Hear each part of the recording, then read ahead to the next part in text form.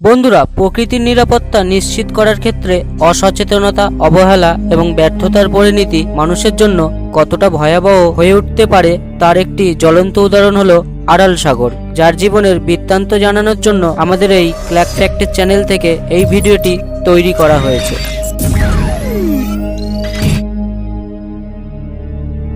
বন্ধুরা, বর্তমানে প্রায় এই নিশ্চিহ্ন হয়ে যাওয়া এই সাগরটি একসময় মধ্য এশিয়ার কাজাখস্তান এবং উজবেকিস্তানের মধ্য এশিয়ায় বিস্তারিত ছিল। প্রায় 12,000 বছর আগে সৃষ্টি হয় এই আরাল সাগর। 20 শতকে মধ্যভাগে শুকিয়ে যাওয়া শুরু করে এই সাগর। এই অঞ্চলের বাকি অংশের মতো আরাল সাগরও 1991 সাল পর্যন্ত সোভিয়েত সাম্রাজ্যের অংশ ছিল। বিজ্ঞানীদের ধারণা অনুযায়ী আনুমানিক 1 লক্ষ বছর আগে এখানে প্রথম মানুষের বসতি হয়েছিল। তবে বিজ্ঞানীদের মতে বসতি স্থাপনকারীরা আধুনিক মানুষের মতো হোমোসেপিয়েন্স প্রজাতির সদস্য ছিল না। এরা সম্ভবত আধুনিক মানুষের পূর্বসূরি হোমো ইরেক্টাস প্রজাতির বংশধর ছিল। গত শতকে জার্জাস দামিনেসি এলাকা থেকে এমন এক মানুষের কঙ্কাল উদ্ধার করা হয়, যার সুবাদে বিজ্ঞানীরা এই জাতির মানুষদের নাম রেখেছিল দামিনেসি মানুষ। বন্ধুরা, এই সাগরটি শুকিয়ে যাওয়ার পেছনে মূল খলনায়ক তৎকালীন সোভিয়েত ইউনিয়ন। 1918 সালে গড়ে তোলা সোভিয়েত তুলো শিল্পের তখন সাফল্য শীর্ষে আরোহ করেছিলেন। সিরদারিয়া এবং আমুদারিয়া এই দুই নদীর জল তুলে